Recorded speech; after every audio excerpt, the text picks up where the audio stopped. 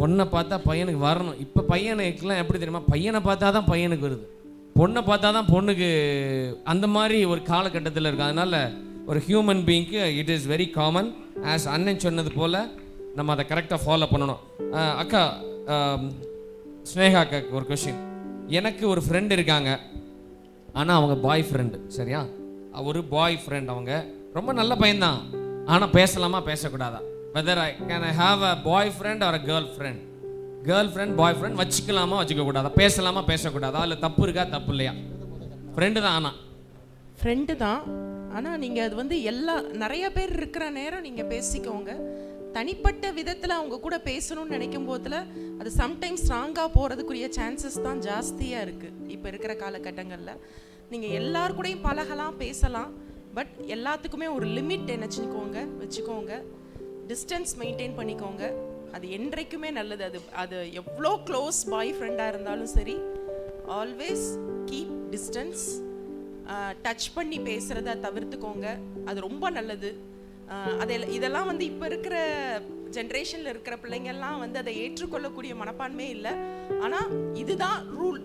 என்றைக்குமே வந்து என்ன சொல்லுவாங்க, ஒரு மேக்ஸ் சால்வ் பண்ணணுன்னா என்ன சொல்கிறாங்க, ஒரு ஃபார்முலா சொல்கிறாங்கல்ல, ஒரு ஹோலி லைஃப் லீட் பண்ணுறதுக்கு இது வந்து ஒரு ஃபார்முலா.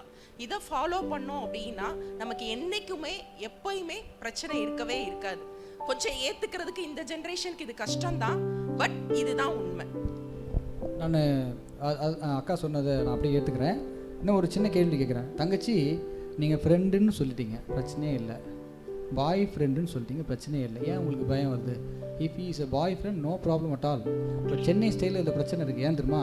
அவன் ஒவ்வொரு பேருக்கும் ஒரு அர்த்தம் வச்சுருக்கான். பெஸ்டி, பாய் ஃப்ரெண்டு, ஃப்ரெண்டுக்கு ஒரு படி மேலே, 1 இன்ச்சு கீழே, 1/2 இன்ச்சு மேலே, 1/4 இன்ச்சு கீழே. இதெல்லாம் இந்த சோஷியல் மீடியா இன்ஃப்ளூயன்ஸு. அதை நீங்கள் எப்படி எடுத்துக்கிறதுனே தெரில. நல்லா சொல்ல பாருங்கள். ஒரு நல்ல தோழி, உங்களுக்கு நல்ல ஒரு ஃப்ரெண்டு இருக்காங்கன்னா அவங்கள கூட வித்தியாசமாக யோசிக்கக்கூடிய ஒரு மனநிலை குறுக்கேடாக இருந்தால் வரதான் செய்யும். ஆனால் நீங்கள் முதல்ல தெளிவாகிக்கிங்க. நீங்கள் பாய் ஃப்ரெண்ட் தான் கேட்குறீங்களா, அந்த பாய் ஃப்ரெண்டுக்கு வேறு ஒரு அர்த்தம் வச்சுருக்கீங்களா? ஃபஸ்ட்டு என்னோடய கேள்வி. 2வது கேள்வி, அப்படி ஒரு விஷயம் நீங்கள் யோசிக்கும் போது அது உங்களுக்கே குறுகுறுன்னு நின்றுச்சுன்னா அதில் தப்பு இருக்குன்னு அர்த்தம் விட்டுணும். ஓகேவா? ஏதோ அதில் ஒரு ப்ரிக்கிலிங் ஹார்ட் உங்களுக்கு இருக்குல்ல, எனக்கு வேறு மாதிரி ஒரு இது வருது, அதனால தான் இதை கேட்டுக்கிறேன், இதை கண்டிப்பாக போனால் நான் சக்ஸஸ். அது உங்கள் கையில் தான் இருக்குது. நீங்கள் என்ன தாட்டோடு நீங்கள் அப்ரோச் பண்ணுறீங்க, உங்கள் மைண்டில் என்ன இருக்குது உங்கள் கையில் தான் இருக்குது. 2வது இன்னொன்றுன்னா, 1 minute, 1 நிமிஷத்துக்கு மேலே ஒரு ஆப்போசிட் செக்ஸ் கூட, ஒரு தங்கச்சி கூட, ஒரு தம்பி கூட, ஃப்ரெண்டு, கேர்ள்ஸ், பாய்ஸ் பேசும்போது 1 minute மேலே அர்த்தமாக பேசக்கூடிய ஒரு வாய்ப்பே இல்லையாங்க. அதுக்கு மேலே பேச வேண்டிய விஷயமே இருக்காது. 1 நிமிஷத்துக்குள்ளே நம்ம எல்லாத்தையும் பேசி முடிச்சிடலாமா? அதை தாண்டி நீங்கள் பர்பஸாக உங்களுடைய கான்வர்சேஷனை எக்ஸ்டெண்ட் பண்ணுறீங்கன்னா there is something wrong. இது செகண்ட். 3வது என்ன அப்படின்னா, there is no need to talk in private. நீங்கள் மொபைலில், இன்ஸ்டாகிராமில், வாட்ஸ்அப்பில் இப்படிலாம் தனியாக நீங்கள் பேச வேண்டிய அவசியமே கிடையாது. That leads to many problem. ஏன் அப்படின்னா, அப்பா அம்மா முன்னாடி தான் இன்ஸ்டாகிராம் யூஸ் பண்ணுறோம். அப்பா அம்மாவுக்கு முன்னாடி. ஆமாம், ப்ரைவேட்டாலாம் கிடையாது. அப்பா அம்மா முன்னாடி தான் வாட்ஸ்அப் யூஸ் பண்ணுறோம். பண்ணலாமா அப்படி? எதுவாக இருந்தாலும் சரி. நான் தான் சொல்கிறேன், if it is a genuine talk it's okay. 1 நிமிஷத்துக்கு மேலே பேச வேண்டிய அவசியம் கிடையாது. ப்ரைவேட்டாக பேச வேண்டிய அவசியம் கிடையாது. அவங்களை நீங்கள் பார்க்கக்கூடிய வாய்ப்பு இருக்குது. நேரில் அதை கேட்டு முடிச்சிடலாம் சிம்பிளாக. ஏதாவது அசைன்மெண்ட்டு, செமினார், டவுட் கேட்கணும்னா அதான் நான் சொல்கிறேன். If you are finding exactly என்ன கேட்ட கேள்வி கேட்டு நீங்கள் என்ன அசைன்மெண்ட் பண்ணுறீங்கன்றது தான் மேட்ரு. புரியுதா? நல்லா கவனிங்க. என்ன அசைன்மெண்ட் பண்ணுறீங்கிறது தான் மேட்டரு. நீங்கள் மேட்டரையே அசைன்மெண்ட்டாக பண்ணுறீங்கன்னா அது ஒரு ப்ராப்ளம். புரியுதா? அப்போ நீங்கள் தப்பாக புரிஞ்சுக்காதீங்க. I am physics professor. நான் குவாண்டம் ஃபிசிக்ஸ்னு ஒன்று எடுக்கிறேன். அதில் ஃபஸ்ட்டு வேர்டு நான் என்ன சொல்லிக்கிறேன், மேட்டர்னு எழுதி போடுவோம். போட்டோன்னே கிளாஸஸ் இருக்கும். அப்போ அவனுக்கு மேட்டர்னா என்னன்னு தெரியுப்பா அப்படின்னு தெரியுமாப்பான்னு கேட்பான். அவன் மேட்டர்னா ஒரு விஷயம், அவ்வளோதான். இதுலேயே தெரியுது இங்கே இருக்க யாருமே நல்லாவே யோசிக்கல அப்படின்னு. There is 2 meaning for everything, but what is inside your box? Okay, if you are clear, when I am saying it is a matter, you will take it as a matter. You won't take it as a matter. புரியுதா? இல்லை புரியல, ஆனால் நல்லா இருக்கு கேட்குறது. அக்கா சொல்லுங்கள் please. S, சல மைக். எஸ். எப்போ நம்ம செய்கிற காரியத்தை செய்யலாமா வேண்டாமான்னு ஒரு டவுட் வருதோ, கண்டிப்பாக அதுக்கு ஆன்சர் வேண்டாம் தான். Okay, right. ஒரு நெருடலாக இருந்தாலே வேண்டான்னு நீங்கள் அதை முடிவு பண்ணிக்கணும். இப்போ இருக்கிற யங்கர் ஜெனரேஷனுக்கு அவங்க கொடுக்குற ஒரு அட்வைஸ் என்னென்னா, அது நெருடலாக இருக்கிறதுனால தானே எழுதி போடுறோம். சம்திங் ஒரு மாதிரி ஹிண்ட்ரன்ஸாக இருக்குது நீங்கள் ஃபீல் பண்ணிங்கன்னா வேண்டாம், அந்த ரிலேஷன்ஷிப்பே வேண்டாம். ஆண்டர் அதை விட நல்ல குட் ஃப்ரெண்ட் கொடுப்பார். எல்சிஏக்கு அது சொல்லணுமா? எஸ், இல்லை மைக் வாங்கினே. Okay right. நான் பாவத்தில் என்னால் விடுபடவே முடியலை. அதுக்கு என்ன பண்ணுறது? பிப்ளிக்கலாக எனக்கு ஏதாவது ஒரு அட்வைஸ் கொடுங்கன்னு சொல்லி கேட்டிருக்காங்க. எல்சிக்கா, பாவத்திலிருந்து நான் பாவம் செய்யக்கூடாதுன்னு நினைக்கிறேன், நான் செஞ்சிடுறேன். அப்படி மறுபடியும் நான் விழுகிறேன். இது இயல்பு தானா? இதுக்கு விடுபடுவதற்கு நான் என்ன செய்யணும்? இல்லை நான் அப்படி விழுகிற நேரத்தில் எனக்கு ஒரு நல்ல ஒரு அட்வைஸ், எனக்கு ஒரு சப்போர்ட் என்னவா இருக்கும்? பாவத்தில் விழுறதுக்கு ஓப்பன் சாய்ஸ். கண்ணால் செய்கிற பாவங்கள், சிந்தனையில் செய்கிற பாவங்கள், கையால் செய்கிற பாவங்கள், காலால், இப்படி நிறையா பாவங்கள் இருக்குது. நம்ம செய்கிறது பாவம்னு நமக்கு தெரிஞ்சிருச்சு. கண்ணாலேயோ இல்லை சிந்தனையாலேயோ பார்வையாலேயோ ஏதோ ஒரு பாவம் செய்கிறோம், அது பாவம்னு தெரிஞ்சிருச்சு. அதிலிருந்து விடுபடணுன்ற அந்த ஒரு தாட்டுக்கும் இந்த கேள்வி எழுதினவங்க வந்துட்டீங்க. It's a good one. அதிலேருந்து விடுபடுறதுக்கான வழி வேத வசனம் மட்டும்தான். பைபிள் வாசிங்க. அந்த வேத வசனம் மறந்து போயிடுது அப்படின்னா உங்களுக்கு எந்த வசனம் அன்றைக்கி பேசுதோ அதை ஒரு ஸ்லிப்பில் எழுதி பாக்கெட்டில் வச்சுக்கோங்க. ஒரே ஒரு வசனம் மறந்து போயிடுது, அது என்னால் ஞாபகத்தில் வச்சுருக்க முடியல, பல வேளைகளில் நான் வெளி உலகத்துக்குள்ளே போகும்போது நான் மறந்துடுறேன் அப்படின்னு சொல்லினா ஒரு சின்ன ஒரு பிட் பேப்பரில் எழுதி அதை பாக்கெட்டில் வச்சுக்கோங்க. அடிக்கடி அதை ரிமைண்டர் மாதிரி எடுத்து பார்த்துக்கிட்டோன்னா நம்ம மைண்டில் அது வந்துகிட்டே இருக்கும். அப்பப்போ நம்ம எந்த வகையில் சிந்தனையில் போகிறோமோ பார்வையில் போகிறோமோ அதை அவாய்ட் பண்ணுறதுக்கு ஒரு ப்ராக்டிக்கல் ஐடியா. பாவத்திலேருந்து வெளிவர முடியாது அப்படின்றது கிடையாது. எப்படிப்பட்ட பாவமாக இருந்தாலும் கண்டிப்பாக நம்ம ஜபத்தோட இந்த வசனத்தோட நம்ம முயற்சி பண்ணும்போது கண்டிப்பாக வெற்றியுள்ள வாழ்க்கை, பாவத்திலிருந்து விடுபட்ட ஒரு வாழ்க்கை அப்படின்றது சாத்தியம். அக்கா சொல்கிறது எக்ஸாக்டாக 100% ட்ரூ. நம்ம பலத்தால் பாவத்தை மேற்கொள்ள முடியாது. அநேக நேரத்தில் நம்ம ஃபாஸ்டிங்கை போடுவோம், 21 நாள் போட்டுருவோம், 40 நாள் போட்டுருவோம், ட்ரை பண்ணி பார்ப்பீங்க, 41 நாள் கண்டிப்பாக அதே பாவத்தில் விழுவீங்க. ஏன்னா நீங்கள் மாம்சத்தில் ட்ரை பண்ணுறீங்க. நம்ம பலத்தால் முடியாது, தேவனுடைய பலத்தால் நம்ம ஜெயிக்க முடியும். ஹல்லேலூயா. தேவனுடைய பலன் எனக்குள்ள வந்தாதான், பரிசுத்தாவியான எனக்குள்ள வந்தாதான் அந்த பாவத்திலிருந்து உங்களால் ஜெயிக்க முடியும். எங்கள் சொந்த பலத்தால் நான் பாவத்தை மேற்கொண்டுருவேன்னா உங்களால் முடியவே முடியாது. உங்களுடைய மாம்சம் ஆண்டவரே என்னால் முடியல, நீங்கள் வாங்க அப்படின்னு சொல்லி பாருங்கள், அந்த பாவத்திலிருந்து ஈஸியாக வந்துடலாம். ஓகே ரைட் அண்ணா, தேங்க்யூ. எல்லாம் கிளாப் பண்ணலாமா? அண்ணனுக்கு தேங்க் பண்ணலாமா? Okay right. ஆனால் இன்னொரு முக்கியமான கொஷின். இப்போ நிறையா ஸ்டேஜஸில், கிறிஸ்டியன் ஸ்டேஜஸ்லேயே நிறையா சாங்ஸ் எப்படி ஆயிடுதுன்னா ரொம்ப செக்குலராக இருக்கிறது போல் ஆயிடுச்சு, பாட்டெல்லாம் அப்படி ஆயிடுச்சு. இவங்க கேள்வி என்ன கேட்டிருக்காங்கன்னா, காலேஜ் கல்ச்சுரல் ப்ரோக்ராம்ஸில் பார்ட்டிசிபேட் பண்ணலாமா பண்ணக்கூடாதா? செலினா, காலேஜ் கல்ச்சுரல் ப்ரோக்ராம்ஸில் பார்ட்டிசிபேட் பண்ணுறது தப்பா கரெக்டா? சினி சாங்ஸ் அப்படியெல்லாம் போடலை, சினி சாங்ஸாலாம் கேட்கல, ஆனால் அதை மீன் பண்ணி இருக்குமோன்னு தெரியல. நீங்கள் சொல்லலாம், நீங்கள் உங்களுடைய ஆன்சரை சொல்லுங்கள். ஒருவேளை சினி சாங்ஸாக இருந்தால் அது நம்ம பார்ட்டிசிபேட் பண்ண கூடாது என்னை பொறுத்த வரைக்கும். ஏன்னா நம்ம பிப்ளிக்கலாக பார்த்தோன்னா எல்லாவற்றையும் அனுபவிக்க அதிகாரம் உண்டு, ஆனால் எதுவும் நமக்கு தகுதியாயிராது. எது தகுதியோ அதை நம்ம ஏற்றுக்கணும். நமக்கு தகுதி இல்லாததை, நமக்கு தகுதி ரட்சிக்கப்பட்டதுனாலே நமக்கு தகுதி எது, தகுதியின்மை எதுன்னு நமக்கு தெரிஞ்சிடும், நம்மளுடைய ட்ரெஸ்ஸிங்லேருந்து எல்லாமே. அப்போ இது எனக்கு தகுதியா, இந்த லைஃப் ஸ்டைல் எனக்கு தகுதியா நம்ம யோசித்து பார்த்துட்டா அது கல்ச்சுரல்ஸில் சினி சாங்ஸ் கேட்குறதோ பாடுறதோ ஆடுறதோ இட்ஸ் ராங். Okay right. இன்னும் ஒரு கேள்வி, ரொம்ப முக்கியமான கேள்வி. தேவனுக்கு மகிமையை கொண்டு வராத எந்த காரியமும் நம்ம அந்த மாதிரி காரியங்களை கல்ச்சுரல்ஸ்லயே பண்ணோம்னா அது ஆண்டவருக்கு பிரியமா இருக்கு. தேவனுக்கு மகிமை இல்லாத காரியத்தை எதுவுமே பண்ணக்கூடாதுன்னு சொல்றாங்க. கிளாப் பண்ணிடலாமா அக்காக்கு? தேங்க்யூ அக்கா. அண்ட் அடுத்த கொஸ்டின் என்ன அப்படின்னா, மொபைல் ஃபோன்ஸ். நான் எவ்வளோதான் மொபைல் ஃபோன்ஸ் எடுக்கக்கூடாதுன்னு ட்ரை பண்ணாலும் முடியல, ரொம்ப கோபம் வருது, என்ன பண்ணலாம்? சந்தியா சொல்லுங்க பார்க்கலாம். ரொம்ப கோபம் வருதான்? இல்லை, அதாவது எடுக்கக்கூடாதுன்னு சொல்கிறவங்க மேலே கோபம் இல்லை, அவங்க எடுக்கிறதுனால கோபம் வருதா என்னமோ தெரில, கோபம் வருதான். கோபத்துக்கு என்ன பண்ணலாம்? How can control my anger? நீங்கள் ரொம்ப கோபப்படுவீங்களா வீட்டில்? இல்லை, அப்போ சொல்லுங்கள். எஸ், பக்கத்தில் இல்லை, கோபம் வருது, ரொம்ப அதிகமாக கோபம் வருது, அதுக்கு என்ன பண்ணலாம்? கோபம் ஆண்டவர் ஆவியின் கனிகளில் சொல்லியிருக்காங்க, அந்த கனி கொடுக்குறவங்களா தான் நம்ம கண்டிப்பாக இருக்கணும். கோபம் வருதுன்னா நம்ம பக்கத்தில் இருக்கவங்கள நேசிக்காதோ அப்படி ஒரு காரணங்கள் இருக்கலாம். அது மட்டும் இல்லாமல் நம்மளுக்கு நம்ம பண்ணுற பாவங்கள் நம்மளை வந்து நம்ம செய்கிறது தான் கரெக்டுன்னு நினச்சிட்டு நம்ம எதாவது செய்வோம். அது நம்ம பின்னாடி வேறு யாராவது பார்த்து நம்மளுக்கு குறையாது சொல்கிறப்ப நமக்கு கோபம் வர சான்ஸ் இருக்குது. அந்த மாதிரி நிறையா விஷயங்களை வந்து நம்ம வந்து இது பண்ணிக்கணும், நம்ம வந்து நல்லா இருக்கிறோம் அப்படிங்கிறத காட்டிக்காக நம்ம நிறைய இடங்களில் வந்து கோபப்படுவோம். கோபப்படுறது நியாயமான இடங்களில் கோபப்பட்டு அது தப்பு இல்லை. பட் ஆனால் சில காரியங்களில் வந்து நம்ம தேவையில்லாமல் மேட்டிமையான சிந்தனைகள்லையோ அந்த மாதிரியான கோபங்கள்லாம் வந்து கர்த்தருடைய பார்வையில் அது வந்து ரொம்ப தவறான செயல்.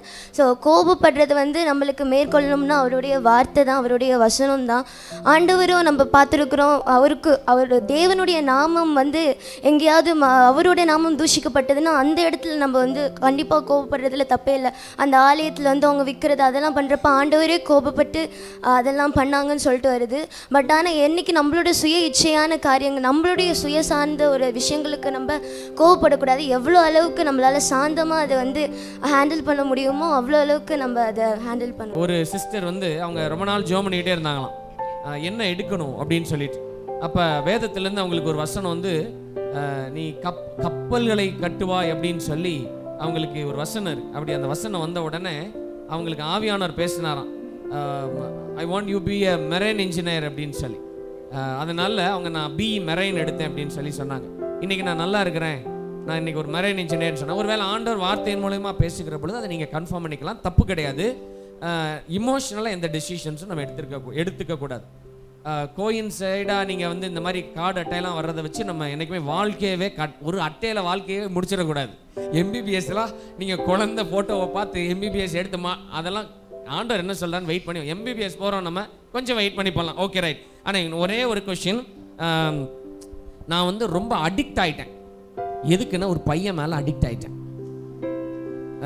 நாட் மற்ற இது வந்து இட் இஸ் லைக் என்ன சொல்கிறது, எஸ் அது அந்த பையன் தான், யார் உசு சொன்னான்னு அவன் தான் என்ன அடிக்ட் ஆகிட்டேன்.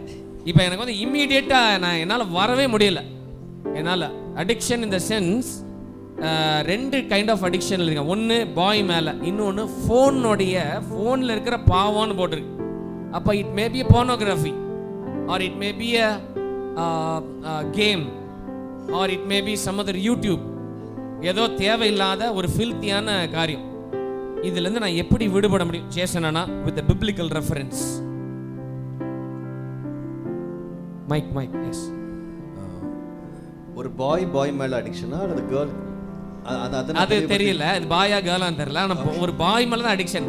அது ஒரு வேளை ஸ்டேஜில் நிற்கிற பாயா இருக்கலாம், இல்லை கிளாஸில் இருக்கிற பாய், யாரோ ஒரு பாய், நாட் திஸ் பாய். ஓகே சரி. ஒரு பாய் மேலே ஒரு அட்ராக்ஷன், ஒரு அடிக்ஷன், அவனை பார்த்துட்டே இருக்கணும், அவனை எல்லாமே என்ன எழுத முடியாது, என் மேய்ச்சி பூச்சு எல்லாமே அவனை தான் சொல்லுவாங்க. அப்போது அது எல்லாமே there is a spirit behind எல்லாத்துக்குமே.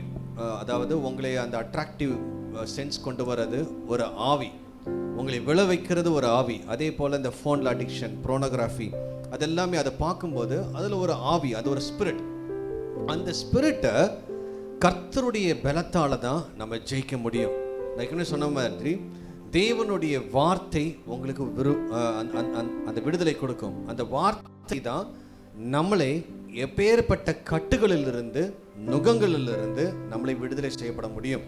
ஒருவேளை அந்த பார்க்காமல் இருக்க முடியல, பேசாமல் இருக்க முடியல, அல்லது ஃபோனை நோண்டாமல் இருக்க முடியல, கெட்ட காரியங்களை பார்க்க முடியலன்னா அது ஒரு பாண்டேஜஸில் நீங்கள் மாட்டிக்கிட்டு இருக்கிறீங்க. அந்த கட்டுகளிலிருந்து வெளியே வர்றதுக்கு தான் தேவன் நமக்கு உதவி செய்ய வேண்டும்.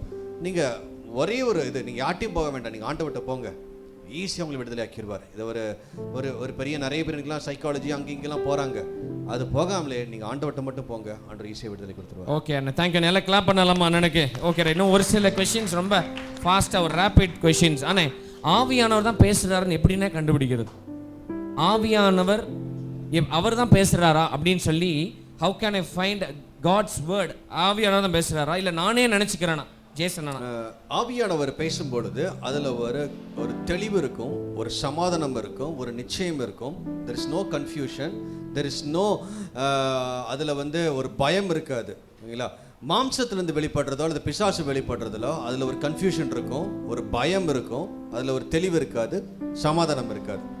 ஓகே ரைட், தேங்க்யூ அண்ணா. எனக்கெல்லாம் பண்ணலாமா எனக்கு? அண்ணே அப்புறம் ஒன் மோர் கொஸ்டின். நான் சின்ன வயசில் ஆண்டவர் என்னை ஊழியத்துக்கு அழைச்சிட்டார். அக்கா எல்சி அக்கா, சின்ன வயசில் ஆண்டவர் என்னை ஊழியத்துக்கு அழைச்சிட்டாரு. இப்போ நான் ஒர்க் பண்ணிகிட்டே ஊழியம் செய்கிறேன். ஆனால் என்னால் முழு நேர ஊழியத்திற்கு போக முடியவில்லை. என்ன காரணம்? ஆனால் ஆண்டவர் என்னை ஊழியத்துக்கு இன்னும் அழைக்கிறார். Please solution. ஆண்டவருடைய அழைப்பு ஊழியத்துக்கு இருந்துச்சுன்னா கண்டிப்பாக ஆண்டவர் ஏற்ற சமயத்தில் போகிறதுக்கான வாய்ப்புகளை உங்களுக்கு எங்கே இப்போ பிளாக்காக இருக்கோ இல்லை எந்த ஒரு ரீசன்னால் போக முடியாமல் அது ஸ்ட்ரக் ஆகி இருக்குதோ, கீப் வெயிட்டிங்.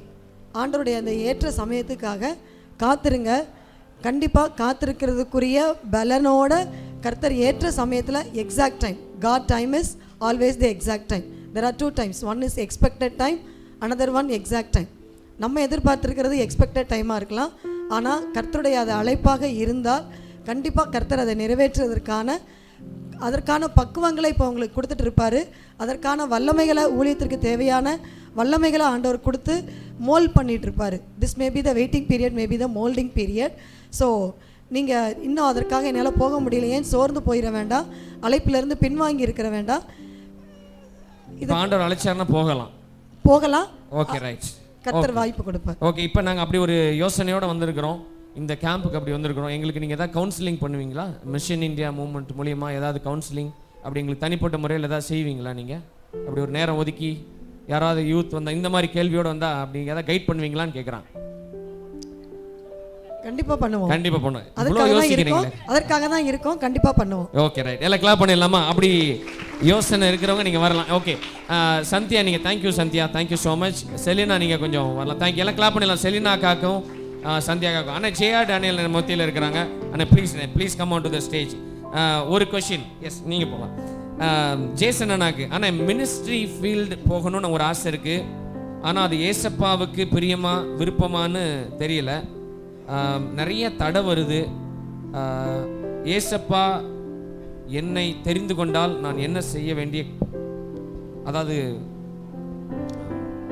நம்மளுடைய ஆசையை விட தேவனுடைய ஆசை என்னன்னு பார்க்கணும். ஒன்று, நம்ம நிறைய ஆசைப்படலாம். நம்ம மினிஸ்ட்ரி பண்ணணும், அங்கே போகணும், டாக்டர் ஆகணும், இன்ஜினியர் ஆகணும், நிறைய பிளான் போட்டிருப்போம் இல்லைங்களா? இன்றைக்கி நிறைய பேர் மினிஸ்ட்ரிக்கு வரணும்னு ஆசை இன்றைக்கி வெளியரங்கமாக பார்த்து அவரெல்லாம் ஸ்டேஜில் சூப்பராக இருக்கிறாரு, அவருக்கு நிறைய ஃபேன் இருக்கிறாங்களே அப்படின்னு சொல்லிட்டு அந்த ஒரு ஆசையில் நிறைய பேர் மினிஸ்ட்ரிக்குன்னு உள்ளால வராங்க. ஆனால் ஆண்டவருடைய ஆசை என்னன்னு நீங்கள் ஃபஸ்ட்டு பார்க்கணும். ஆண்டவர் எனக்குன்னு என்ன திட்டத்தை வைத்திருக்கிறார், ஆண்டவருடைய சித்தம் நான் ஊழியம் செய்யணுமா, அந்த சித்தத்தை நீங்கள் அறிந்தால் ஆண்டவர் உங்களை அழகாக வழி நடத்துவார். ஓகே ரேண்ணே, தேங்க்யூ அண்ணா. கிளாப் பண்ணலாமா? இன்னும் 2-3 கொஷின்ஸ் மாத்திரம். ஜேஆர் டேனியல் அண்ணனுக்கு. அண்ணா, my question is, I am doing ministry for 5 years but I have no idea to expose my spirituality in front of my parents. Still now they are judging me with my past. how should I get peace in that? 5 வருஷமா ஆண்டவருடைய ஊழியத்தை செஞ்சுக்கிட்டு இருக்கிறாங்க. பெற்றோர்களுக்கு என்னை expose பண்ணிக்க முடியல, என்னுடைய ஸ்பிரிச்சுவல் லெவலில் எக்ஸ்போஸ் பண்ணிக்க முடியல. அதனால அவங்களுக்கு என்னுடைய புரிதல், என்னை குறித்த புரிதல் அவங்களுக்கு தவறாக இருக்கு. இல்லை, கடைசியில் இருக்கு. உங்களுக்கு கொஸ்டின் இருக்கு, இது ஒரு இந்த கொஸ்டினுக்கு ஓகே, ரைட், குட். இதை நீங்கள் பாயிண்ட்ல வச்சுக்க. இதில் யாராவது ஆன்சர் பண்ண நீங்கள் ஆன்சர் பண்ணலாம். என்னுடைய ஆவிக்குரிய வாழ்க்கையினுடைய தரத்தை என் பெற்றோர்களுக்கு என்னால் காண்பிக்க முடியலை. அதனால் அவங்க என்னை நம்ப மாட்டேங்கிறாங்க. சிம்பிள் திங் அதான், நம்ப மாட்டேங்கிறாங்க. என்னை வேற மாதிரி ஜட்ஜ் பண்ணுறாங்க. ஒரு ரேபிட் ஆன்சர் சொல்லுங்கன்னா அப்புறம் அந்த ஃபைனலாக கன்க்ளூட் பண்ணிக்கலாம். நீங்கள் ஃபர்ஸ்ட் திங், நீங்கள் நிறைய அழகான கேள்வி கேட்டிருந்தீங்க இல்லை? செகண்ட் ஷிஃப்ட்டுக்கு வந்திருக்கிறேன். நீங்களாம் யாரு? சரி, ரைட், எஸ். தம்பிக்கு கொஞ்சம் சந்தேகம் போல, இங்கே சொல்றான். நம்மளை என்னன்னு சொல்லுவாங்க? கிறிஸ்தவன் அப்படின்னு சொல்றாங்க இல்லையா? பப்ளிக்கா எல்லாரும் நீங்கெல்லாம் யாருன்னா சொல்ற, இவங்கெல்லாம் ஒரு கிறிஸ்தவ கூட்டம் போட்டிருக்காங்க, கிறிஸ்தவர்கள் சொல்லுவாங்க. கிறிஸ்தவன் அப்படின்னா அர்த்தம் என்ன? கிறிஸ்துவை உடையவன், கிறிஸ்து பிளஸ் அவன், ரைட்? கிறிஸ்து பிளஸ் அவள். நீங்க கேட்ட எல்லா கேள்விக்கும் ஒரே ஆன்சர். கிறிஸ்து உன் கூட இருந்தா நீ கிறிஸ்தவனாய் உன்னை வெளியே காண்பிப்ப, ரைட்? கிறிஸ்து உனக்குள்ள இல்லைன்னு சொன்னா நீ கிறிஸ்தவனா உன்னை காண்பிக்க முடியாது, ரைட்? நீ அம்மாட்டையும் சரி அப்பாட்ட செய்ய யார்கிட்டையும் நீ உன்னை எப்படி ப்ரெசென்ட் பண்றன்னா, வெளியரங்கமா எல்லாரையும் ஏமாத்தலாம், அம்மா அப்பாவையும் ஏமாத்தலாம், ஆனா ஒன்றை நீயே ஏமாத்தி கொள்ள முடியாது. ரெண்டாவது, கடவுளை நீ ஏமாற்ற முடியாது. நம்ம என்னதான் செய்தாலும் நமக்கு தெரியும் நம்ம யாருன்னு. அதுக்கு மேலே யாருக்கு தெரியும்? ஆண்டவருக்கு தெரியும் நீ யாருன்னு. ஆண்டவர் அழகாய் வழி நடத்துகிறவர் இல்லை, அதனால அழகாக நம்ம வழி நடத்துவார். நம்ம நிறைய இடத்துல நம்ம சொன்னோம் பாவத்தை மேற்கொள்ள முடியல, பாவம் அப்படின்னு சொல்லி. ரோமருக்கு எழுதின நிருபத்தில் நீங்கள் வாஸ்து பார்த்தீங்கன்னா அழகாக சொல்லுவாங்க, நான் செய்யறது எனக்கே சம்மதி இல்லை, நான் விரும்புகிறதை செய்யாமல் விரும்பாததை செய்கிறேன். ஏன் செய்கிறேன்? நானா செய்யலை, எனக்குள்ளே வாசமா இருக்கிற பாவமே அப்படி செய்ய வைக்கிறது. அப்படின்னா நமக்குள்ள பாவம் இருந்தா அந்த பாவத்தை தான் செய்ய தூண்டும். அதுக்கு என்ன சொல்றாங்க? மாமிசம் வாழ்க்கை, ஆவிக்குரிய வாழ்க்கை. நீ ஆவிக்குரிய வாழ்க்கை வாழணும்னு நினைச்சா மாமிசத்தை திருப்திப்படுத்தாதபடி, மாமிசம் கேட்கிற அத்தனை காரியங்களுக்கும் திருப்திப்படுத்தாதபடி ஆவிக்குரிய காரியங்களை உன்னிலே பிராக்டிஸ் பண்ண ஆரம்பிக்கணும். நீ ஆவிக்குரிய காரியங்கள் சொன்ன உடனே என்னன்னு கேட்டீங்கன்னா சிம்பிள். முதல்ல ஆண்டவரோட பேச ட்ரை பண்ணணும், ஜெபம் பண்ண ட்ரை பண்ணணும், வேதத்தை வாசிக்கணும். ஆண்டவர் நம்மோடு கூட பேசுவார். இந்த ரெண்டுலேயும் சொல்றத கேட்டு அதன்படி செய்ய ட்ரை பண்ணணும். இந்த வாலிப வயதுல எல்லாருக்கும் இருக்கிற கேள்வியை தான் நீங்க கேட்டிருக்கீங்க. எந்த கேள்வியும் புதுசு இல்லை இல்ல. ஆனா இந்த கேள்விக்கெல்லாம் பதில் எங்க இருக்குன்னா உங்களுக்குள்ளே இருக்கு. ரைட்? நீ யார், எங்க இருந்து எங்க போகணும்னு நீ தீர்மானித்திருக்கிறாய். நீ யாரா எல்லாம் கேட்டா என்ன சொல்லுவீங்க? பரலோகம் போகணும்னு சொல்லுவீங்க. பரலோகத்துக்கு போகணுன்னா என்ன செய்யணும் அப்படின்னு சொல்லி உங்களுக்கே தெரியும் இல்ல. கேள்வி கேட்கறதுனோடு நிறைய கேள்வி கேட்குறீங்க, ஆனா பதில் எல்லாத்துக்குமே உங்களுக்கு தெரியும். ஒரே ஒரு சிம்பிள் வே என்னன்னா 10 நிமிஷம் அமைதியாக உட்காருங்க. நீங்க உங்களே தற்பரிசோதனை செய்து பாருங்க. நான் செய்யறது எது கரெக்ட் எது தப்புன்னு சொல்லி நீங்களே உங்களை சரி செய்து கொள்ள முடியும் வித் காட்ஸ் ஹெல்ப். ஆண்டவர்கிட்ட கேளுங்க, ஆண்டவரே எனக்கு உதவி செய்யுங்க அப்படின்னு கேளுங்க. ஆண்டவர் கண்டிப்பா உதவி செய்வார். யார் யாருக்கோ ஆண்டவர் வெளிப்படுகிற தேவன், அன்னைக்கு மட்டும் இல்லை இன்னைக்கு வெளிப்படுகிற தேவன். நீ அமைதலா ஒரு இடத்துல உட்கார்ந்து ஆண்டவரே என்னோடு பேசுன்னு சொன்னா ஆண்டவர் நம்மோடு கூட பேசுவார். ஓகே அண்ணா, தேங்க்யூ அண்ணா, தேங்க்யூ ஸோ மச் அண்ணா. கிளாப் பண்ணிடலாமா?